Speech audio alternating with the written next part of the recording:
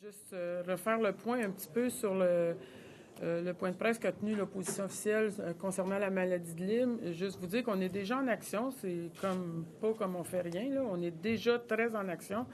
C'est une maladie qui, vous savez, touche plusieurs régions au Québec. On a un comité de surveillance, justement, pour savoir où les régions sont touchées, quelles sont les régions les plus touchées, c'est quoi le comportement des tiques, etc. On a déjà ce programme-là qui est là pour justement protéger la santé de la population, mieux informer notre corps professoral. Alors, ce qu'il faut savoir, c'est qu'on a déjà des activités, comme je vous le disais, de surveillance, mais aussi d'information. On communique avec la population. Vous m'avez déjà entendu parler de la maladie de Lyme.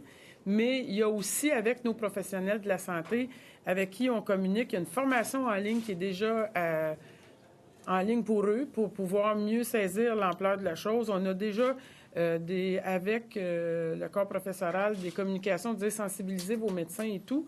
Et c'est pas comme on attend, mais il faut savoir que les recherches scientifiques dans ce domaine-là sont déjà en marche. Il y a déjà des résultats qui sont parcellaires. On travaille avec l'ensemble des provinces canadiennes dans les recherches et on travaille déjà avec les autorités de recherche scientifique de la communauté internationale. Or, ces gens-là, c'est certainement pas des gens qui connaissent pas les choses, mais les recherches ne sont pas encore à ce point clair pour dire qu'il y a des régions dans le monde qui sont plus performantes que d'autres parce qu'il y a des traitements ailleurs qui sont faits, qui ne sont pas reconnus par la communauté scientifique internationale, et ça m'apparaît important de le dire.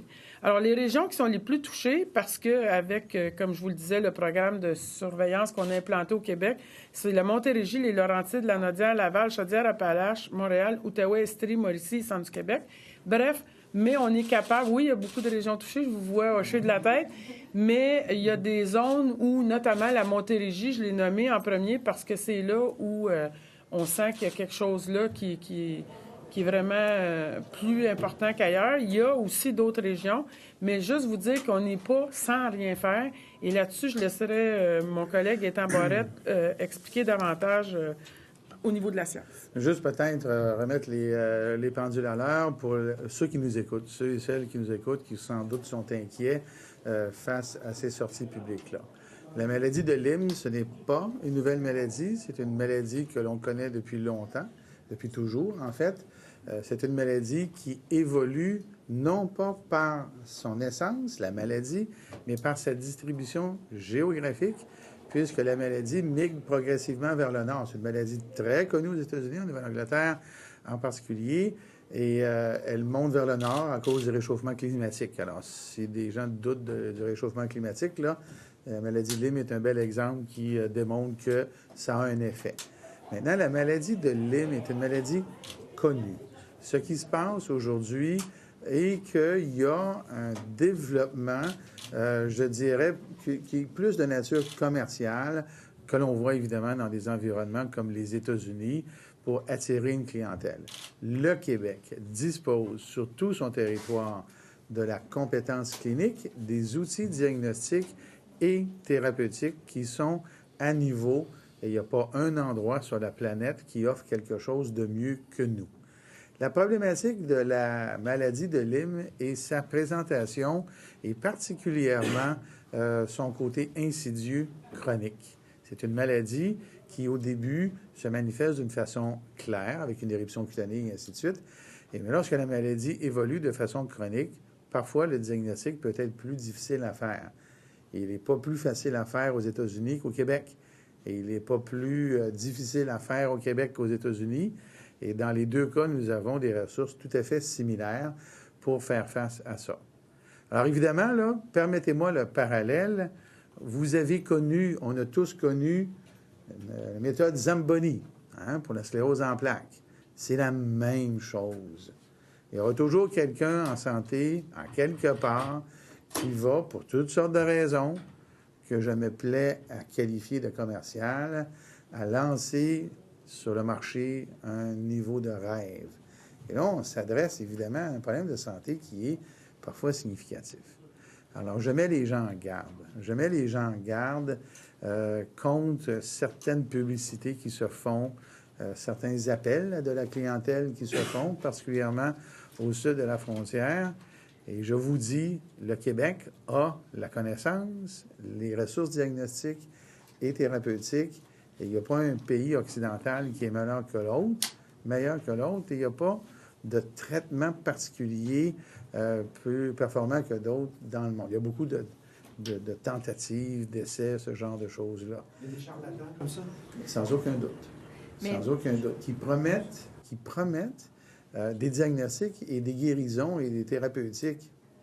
Vous savez, en médecine, il y a une chose qui n'existe pas dans beaucoup d'autres domaines, qui s'appelle une donnée probante, laquelle résulte d'études à double insu qui sont faites par des scientifiques. Et je peux vous dire une chose, là, je peux même en prendre l'engagement ici, que si, en quelque part, il y avait quelque chose qui était le résultat, un traitement, un diagnostic, une méthode diagnostique qui était le résultat de données probantes, on le regarderait et on le mettrait en place. Là, il y aurait la question du coût et ainsi de suite. Nous avons des organismes qui traitent de ces expertises-là, l'INES et ainsi de suite, l'NSPQ, la santé publique. On suit ça de très près, mais aujourd'hui, n'alertons pas la population à une situation qui pourrait, en apparence, inquiéter les gens. C'est pas ça, la situation. Moi, ce qui m'inquiète le plus, c'est tout cette espèce de... Vous avez dit charlatanisme, là? Oui, ça existe. Ça existe pour des raisons commerciales au sud de la frontière. Le pire, c'est qu'on va vous donner des traitements, à mon avis, là, dans bien des cas, existants, reconnus, pour des diagnostics non prouvés. Mais c'est juste normal que des patients doivent faire 10, 20 médecins avant d'avoir... puis avoir tout plein de diagnostics différents. Oui. Les malades qui sont ici à l'Assemblée nationale, ils viennent dire ça, qu'ils ils se sentent pas compris. Puis il y a même des médecins qui leur disent, bien, allez-y aux États-Unis, tu sais, dans le fond de leur bureau. Elle est très bonne, votre question. Parce que souvent, ces gens-là vont venir des États-Unis avec un diagnostic qui est fait comme si c'était un diagnostic d'autorité. Alors que même les Américains, entre eux, ne reconnaissent pas ça. La maladie de Lyme, là, c'est pas une maladie complexe sur le plan biologique, là. Il y a une sérologie qui montre qu'il y a eu une infection à la maladie au spirochète, là, au germe qui produit la maladie de Lyme. Et ça, c'est un espèce de sine qua non.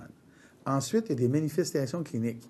Les manifestations cliniques peuvent parfois être un flou et chevaucher une panoplie, une multitude de diagnostics. Et là, on tombe dans une zone extrêmement grise où des gens vont dire « oui, c'était ça, ça a été raté », et ainsi de suite. Je ne vous dis pas aujourd'hui que la maladie de Lyme est toujours une maladie facilement diagnosticable à cause de sa présentation chronique. Je vous dis deux choses. Dans la période aiguë, lorsque c'est l'éruption cutanée et ainsi de suite, là, que vous connaissez sans doute, c'est un diagnostic qui est clairement soupçonnable, parce que c'est pas pathognomonique, là. Pathognomonique, ça veut dire, je prends un exemple simple, vous avez une fracture, là, puis votre membre est tout croche, bien, c'est clair qu'il y a une fracture en dessous, il faut une radiographie. La maladie de Lyme, c'est une éruption cutanée au départ, dans la majorité du temps, qui peut ressembler à d'autres infections cutanées. Le médecin doit y penser, dépendamment de l'histoire.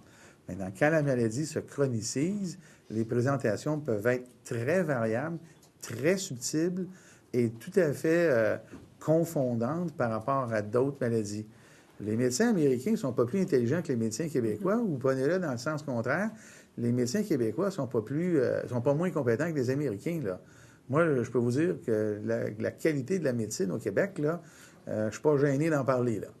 Alors, par contre, ce qui est flou ici est flou aussi aux États-Unis. Rajoutez à ça le potentiel commercial, là, et on se retrouve avec la situation d'aujourd'hui. Donc, une situation où aujourd'hui, nous sentons l'obligation d'informer objectivement la population de la réalité. L'équipe de ma collègue est très claire. Il y a de la formation qui se fait sur le terrain pour les raisons que j'ai évoquées. Et n'alertons pas inutilement la population. Je vous ai une question, que vous êtes tous les deux là par rapport au fait que Ottawa veut permettre toujours de cultiver des... Attendez un peu, là. Il y a des optométristes. J'ai posé une question tantôt. On aimerait ça avoir une réponse, s'il vous plaît. La situation des optométristes, M. Barrette. En sortant, M. Ça va nous faire plaisir de vous répondre après.